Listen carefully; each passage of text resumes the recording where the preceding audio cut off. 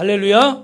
예. 1912년 4월 14일 밤 11시 40분에 북대서양에서 엄청난 참사가 벌어졌는데, 여러분 영화로도 많이 보신 세계 최대의 여객선인 타이타닉호가 빙산에 부딪혀서 1,500여 명의 목숨과 함께 가라앉았습니다. 며칠 전에 런던에서 큰 아파트 하나가 불타서 지금 수많은 사상자가 나고 있지 않습니까? 근데 그것보다 몇 배나 되는 더 큰 사건입니다. 여러분도 아시지만 이 배가 처음 만들어졌을 때 불침선이라고 그랬죠. 말 그대로 가라앉지 않는 배다. 무려 높이가 30m나 되고요. 넓이가 28m, 길이가 270m, 무게가 46,000톤이 넘어요. 그때 당시만 해도 세계에서 최고입니다. 우리가 안타깝지만 몇 년 전에 가라앉았던 세월호의 무게가 몇천 톤급이라고 그러죠. 그죠? 그 배보다 몇 배나 더 큰 배입니다. 이 배는 영국을 떠나서 미국으로 처음 항해를 하는데 처음에 4일 17시간 30분 정도 됐는데 그때 큰 사고가 나죠. 정말 물 위에 뜬 긍전이라고 할 만큼 호화로운 것들이 가득 있었지만 그 빙산이 앞에 있었는데 그 빙산을 경고하는 무전에 아무도 귀를 기울이지를 않았습니다. 그 배를 만들었던 그 화이트스타 회사의 브루스 이스메이라는 전무도 그 배 안에 타고 있었고, 또 설계사인 토머스 앤드루스라는 사람도 그 배 안에 타고 있었습니다. 그러나 그들은 누구 하나 이 배가 그 빙산에 부딪혀서 좌초할 것이라고는 생각을 안 했던 거죠. 자만심에 들떴던 승무원들은 그 빙산에는 관심도 없었습니다. 타이타닉은요, 그때 당시 22노트, 우리 속도로 계산하면 41km 정도 된다고 그래요. 이게 배가 41km면 굉장히 빠른 거죠. 41km로 달려가다가 결국은 이 빙산에 부딪혀서 그날 밤 11시 40분에 물속에 가라앉게 됩니다. 여러분, 이 영화를 보면서 여러 가지 생각들을 많이 하셨겠지만 우리는 뭘 생각하게 됩니까? 우리의 인생을 한번 보게 됩니다. 나는 자신이 있다. 나는 괜찮을 거야. 자부심을 가지고 살아가는 분들이 많이 있습니다. 여러분, 우리 시편 146편 1절 5절에 보니까 한번 같이 읽어볼까요? 시작. 방백들을 의지하지 말며 도울림이 없는 인생도 의지하지 말지니 그 호흡이 끊어지면 흙으로 돌아가서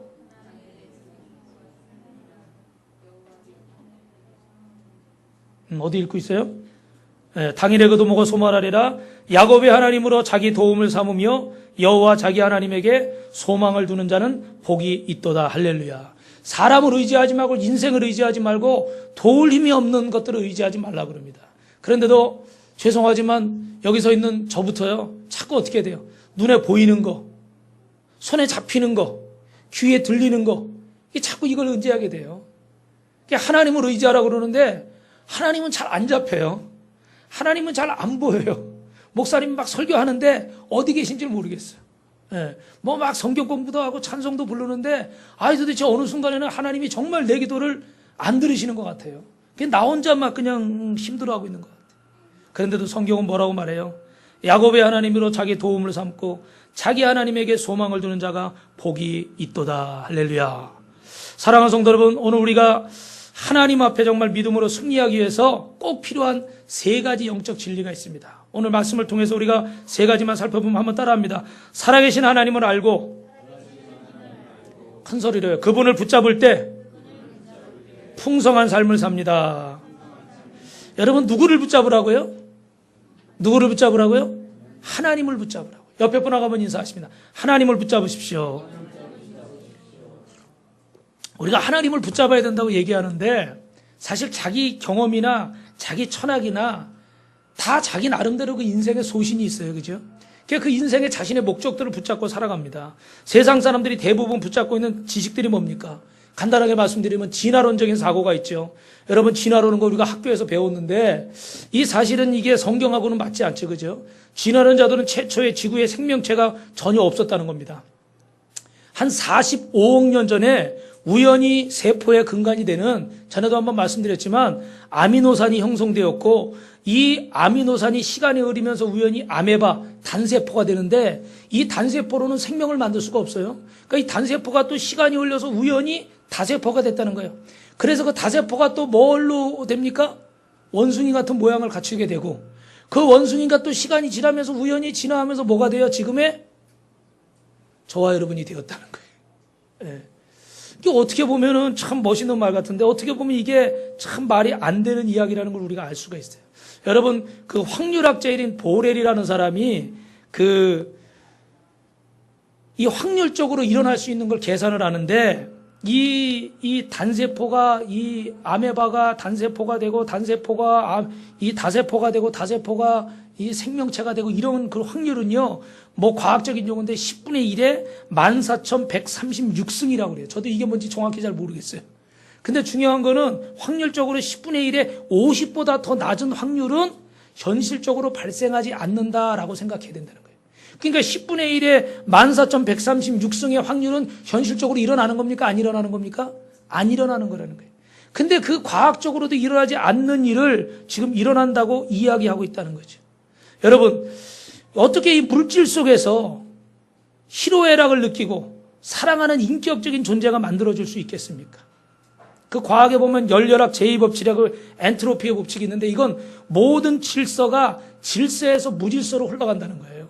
무질서에서 질서가 만들어지지 않는다는 게 과학의 원리입니다. 그런데 가장 보편적인 과학의 원리도 무시하는 게 뭐예요? 진화론이라는 거예요. 학교에서 어릴 때부터 이걸 배우신 분들은 굉장히 아마 오늘 헷갈리실 수도 있어요. 근데 월리엄 페일이라는 사람이 영국의 신학자인데 이분이 이 진화론을 이렇게 설명합니다.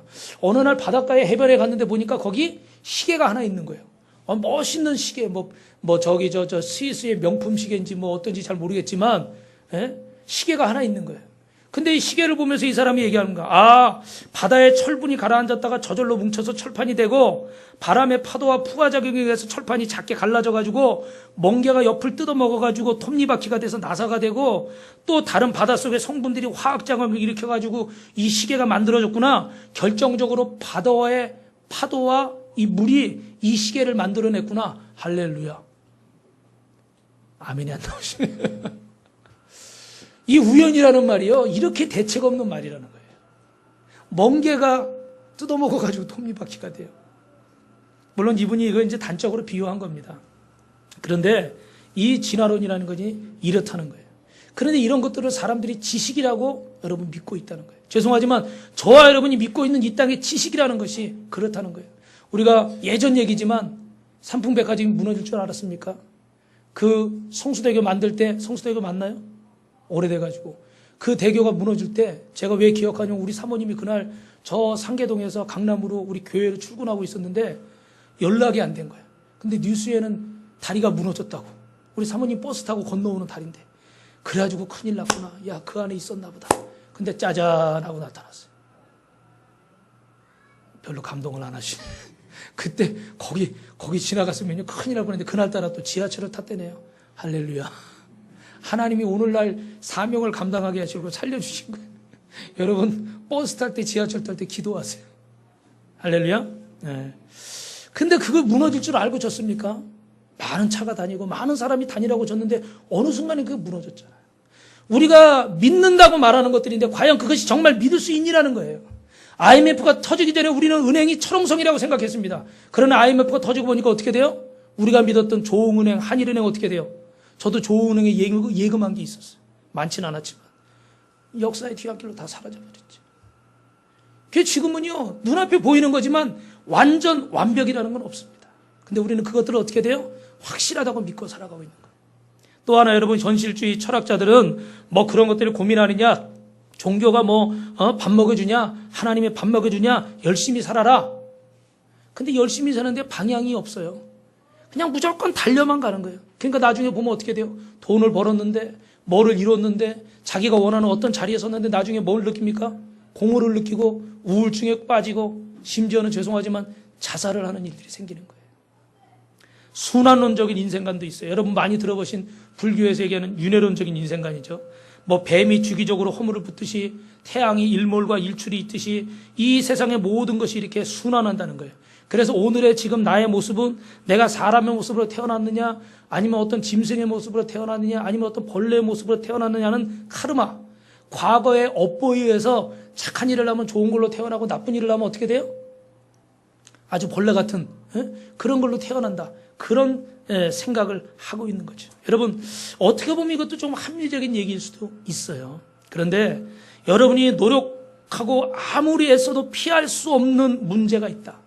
그리고 그것을 과거의 업보나 부모의 잘못이나 조상의 잘못 때문에 어쩔 수 없는 인생이다라고 생각하면 그 사람은 그 인생을 어떻게 살겠습니까?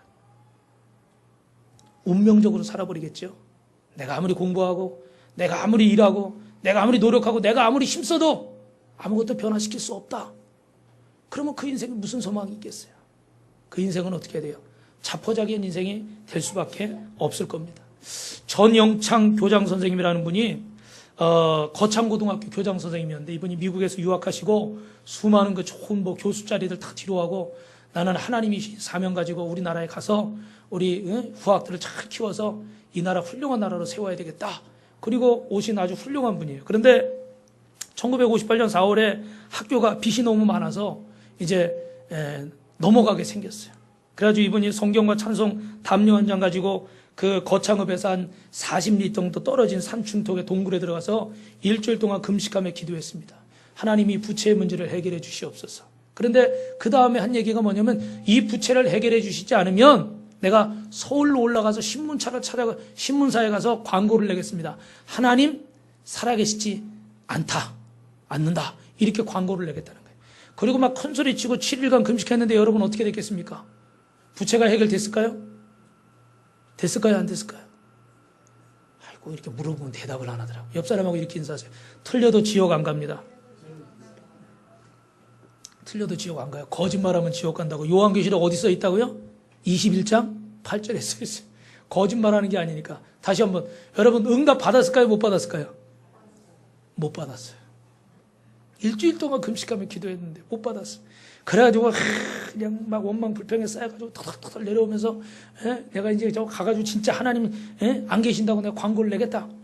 그러고 내려오다가 이제 힘들어서 이제 땀도 나고 그러니까 바위에 턱 걸터 앉았어요. 그래서 바람에 쫙 땀을 식히고 있는데 갑자기 그런 생각이 들더래요. 버스를 하나 타면 어떻게 돼요? 뒤뚱뒤뚱 하잖아요. 그죠? 근데 이 지구는 1600km로 지금 이 자전을 하고 있단 말이에요. 막 돌고 있단 말이에요. 그런데 자기가 앉아있는데 전혀 진동을 느낄 수 있어요? 없어요? 없더라는 거예요. 그 순간에 땅을 치면서 하나님 살아계시군요. 아멘이 나와야 되는데 하나님 살아계시군요. 제가 잘못했습니다. 하나님을 의심했습니다. 이 모든 것이 어떻게 우연이겠습니까? 이 큰 지구가 그 어마어마한 속도로 들면서 여러분 우리가 태양이 조금만 이 위치가 바뀌어도요 태양의 표면이 섭씨 6천되기 때문에 지구가 조금만 가까이 가도 우리가 다 타 죽는 거 아시죠? 그죠? 조금만 더 멀어져도 어떻게 됩니까? 우리는 다 얼어 죽어요.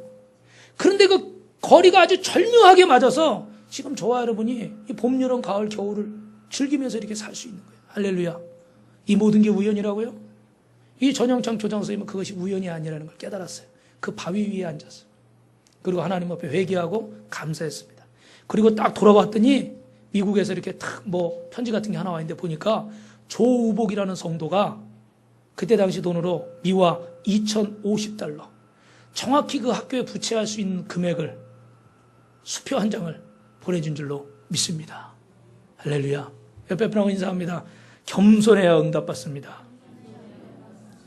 겸손해야 응답도 받는 거예요. 그죠? 만약에 교만해가지고 내가 신문에 내겠다. 그리고 끝까지 했으면요. 아마 뒤통수 한 대 맞았을 거예요. 근데 깨닫고 하나님 제가 잘못했습니다. 그리고 하나님 앞에 참 믿음을 가지니까 하나님이 역사하시네요. 사랑하는 성도 여러분, 혹시 여러분 응답받지 못하신 일이 있습니까? 오늘 하나님 앞에 믿음을 가지시기 바랍니다. 그리고 원망, 불평하지 마시고 하나님 앞에 겸손한 마음으로 기도하시길 주님의 이름으로 축원합니다. 여러분 이사야 41장 8절 10절 우리 한번 읽어보겠습니다. 시작. 그러나 나의 종 너 이스라엘아 나의 택한 야곱아. 왜 성경 말씀 이사야 41장 8절 10절이요. 시작. 그러나 나의 종 너 이스라엘아 나의 벗 아브라함의 자손아 내가 땅 끝에서부터 너를 붙들며 땅 모퉁이에서부터 너를 부르고 내게 이르기를 너는 나의 종이라 내가 너를 택하고 실어버리지 아니하였다 하였노라. 두려워 말라. 내가 너와 함께함이니라. 놀라지 말라. 나는 내 하나님이 됨이니라. 내가 너를 굳세게 하리라. 참으로 너를 도와주리라. 참으로 나의 의로운 오른손으로 너를 붙들리라. 할렐루야. 우리 그 뒤에 49장 15절 말씀 보겠습니다. 시작. 여인이 어찌 그 젖 먹는 자식을 잊겠으며 자기 태에서 난 아들을 긍휼히 여기지 않겠느냐. 그들은 혹시 잊을지라도 나는 너를 잊지 아니할 것이라. 내가 너를 내 손바닥에 새겼고 너의 성벽에 항상 내 앞에 있느니라. 할렐루야. 오늘도 살아계신 하나님께서 저와 여러분을 붙드시고 우리의 기도에 응답하실 줄로 믿습니다. 우리는 어떻게 돼요? 주님을 꼭 붙잡아야 됩니다. 여러분 세상 것 붙잡지 마시고 사람 붙잡지 마시고 여러분 자신을 붙잡지 말고 주님을 붙잡는 분들이 되시기를 주님의 이름으로 축원합니다. 할렐루야.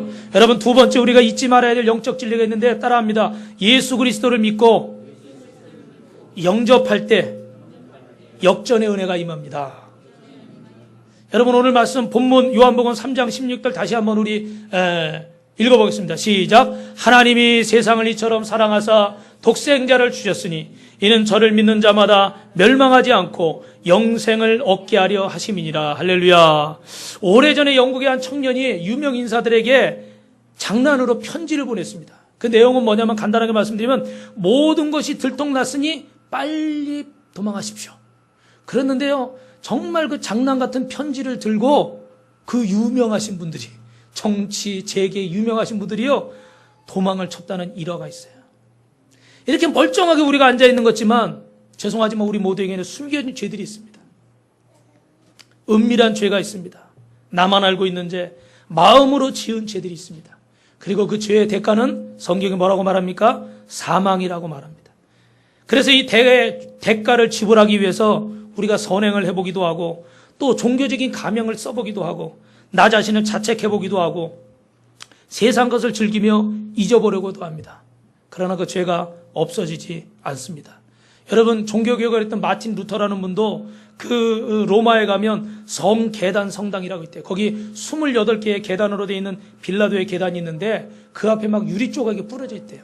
그러면 순례자들은 거기를 무릎으로 올라가면서 그 무릎에 찔려서 피가 날 때마다 내 죄를 회개하는 마음으로 그런 고행을 일부러 했다는 거예요. 저도 예전에 그 수련회 가가지고 중고등부 학생 때요. 그 이렇게 무릎으로 이렇게 모래밭을 이렇게 걸어가 봤어요. 근데 처음에는 이렇게 무릎으로 걸어가니까 뭐 별거 아니라고 생각했는데 그 모래가 이 알갱이들이 있잖아요. 그죠?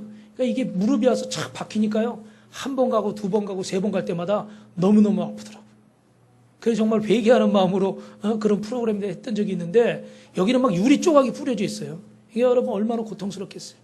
그런데 그 고통을 다 참고 28개의 그 빌라도의 계단을 회개하는 마음으로 올라갔는데도 그 마음에 그 잘못된 마음이나 이런 마음들이 여러분 사라졌을까요? 안 사라졌을까요? 사라지지 않았다는 거예요. 무슨 말씀입니까? 우리 스스로는 우리의 죄를 해결할 수 없는 줄로 믿습니다. 그리고 여러분 내가 누군가에게 잘못했을 때 또 나는 회개하고 나는 잘못했지만 상대방이 또 나를 용서해 주느냐?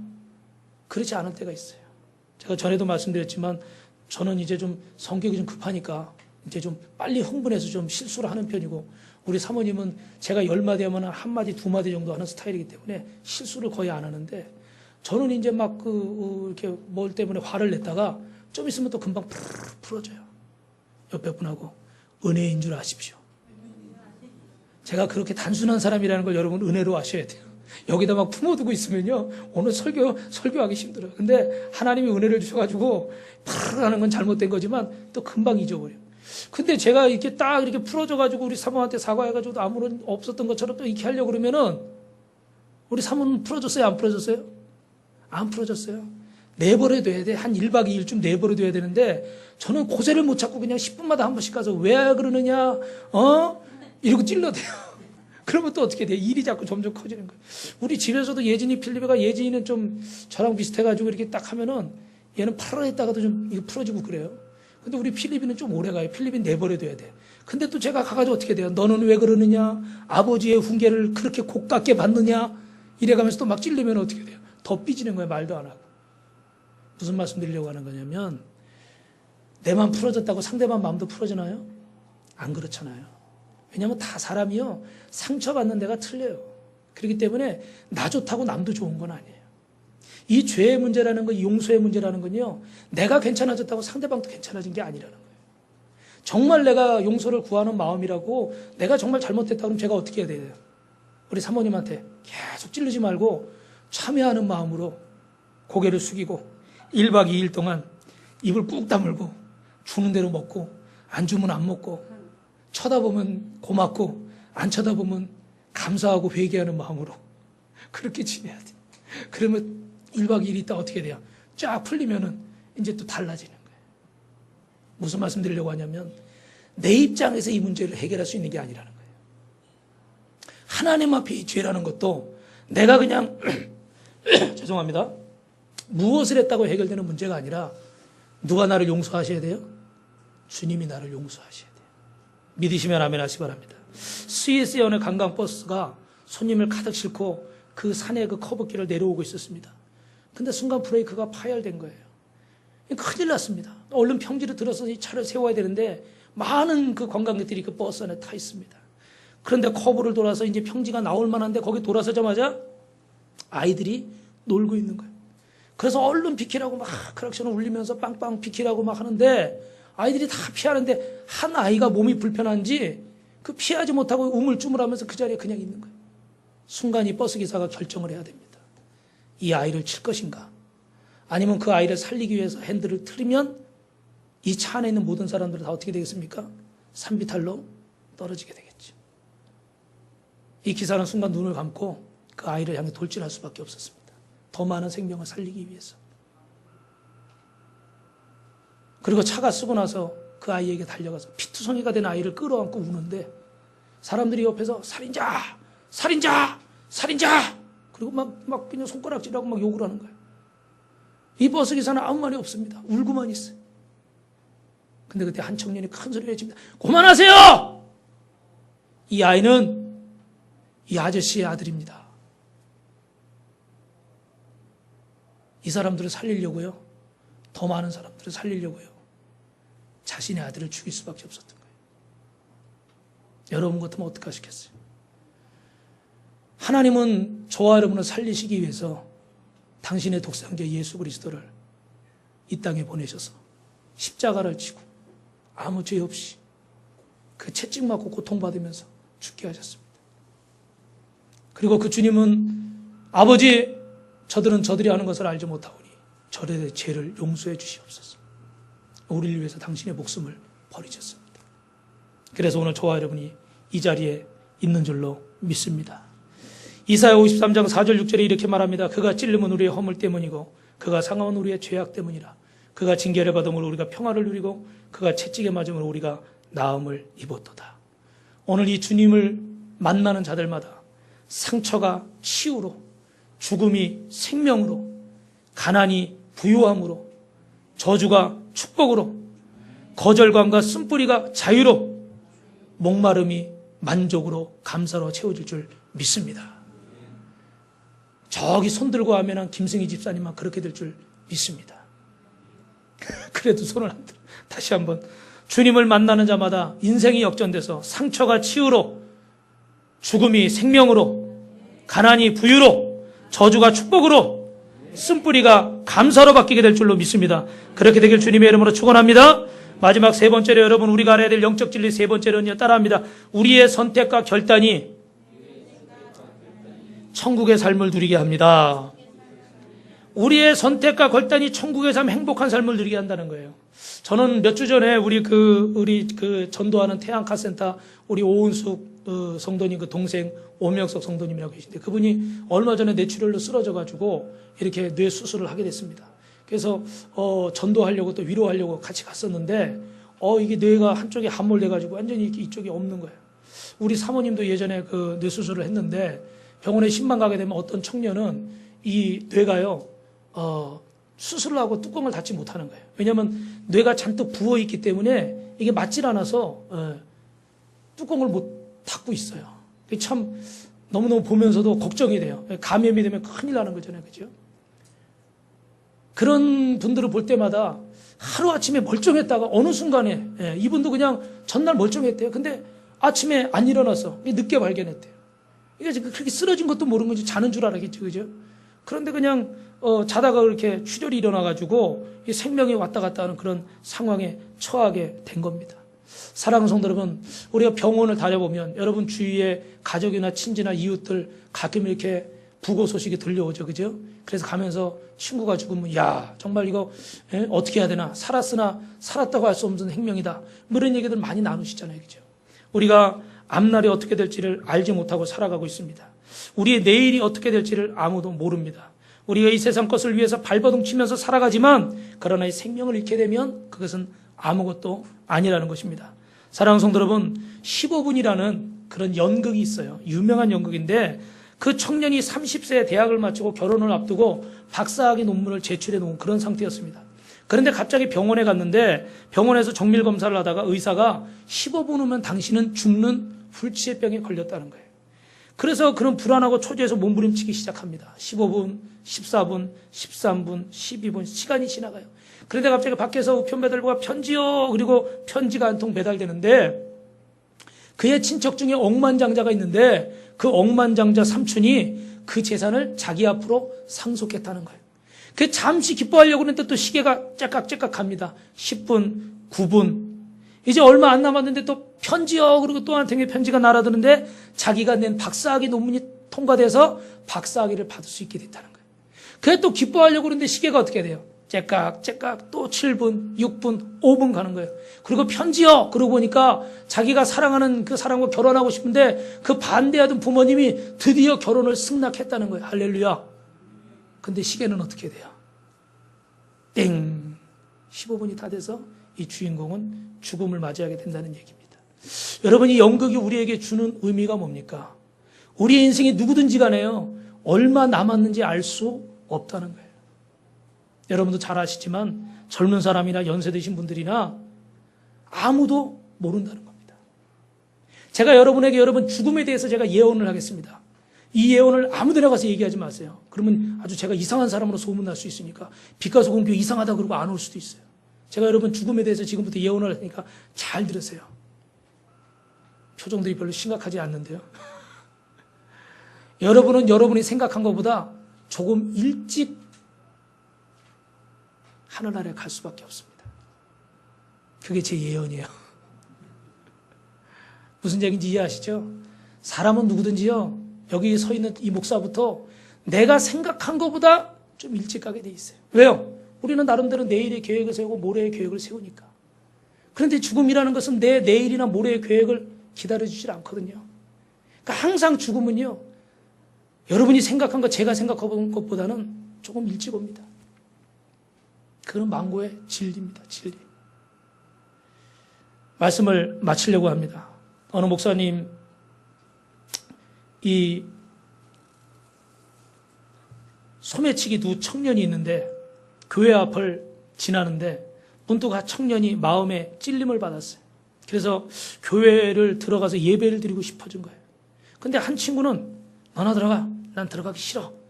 그리고 안 들어갔어요.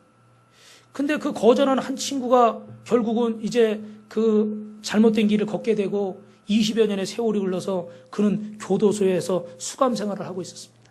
그런데 신문에 그 미국의 새로운 대통령이 취임을 하게 됐는데 그 취임식이 중계가 되는 거예요.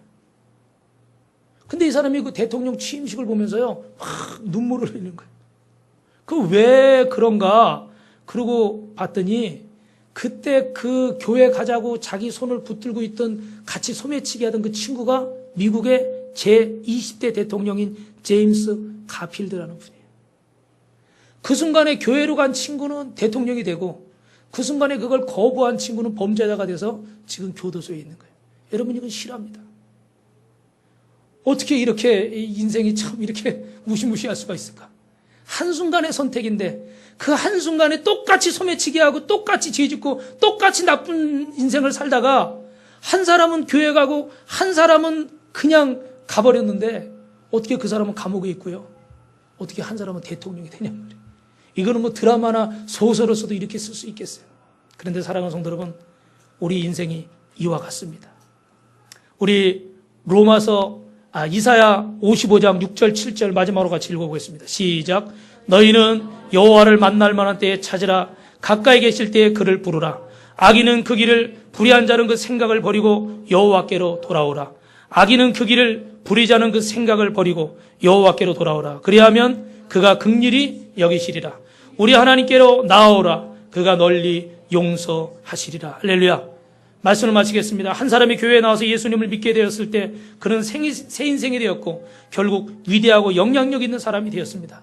오늘 우리가 어떤 길, 어떤 삶을 선택하느냐에 따라서 우리의 삶의 결과가 달라지는 것입니다. 오늘 이 시간에 여러분 예수님을 온전히 영접하고 그분을 꼭 붙잡으시길 주님의 이름으로 축원합니다. 그 안에서 풍성함을 누리시고 여러분의 인생이 역전되어지고 여러분이 복의 근원되어서 여러분을 통해서 여러분의 인생이 잘 될 뿐만 아니라 여러분의 가정에 꿈 같은 일이 일어나고 여러분의 자녀들에게 여러분 직장 사업장에 우리 교회에 꿈 같은 일이 일어나게 되시기를 주님의 이름으로 축원합니다. 축원합니다.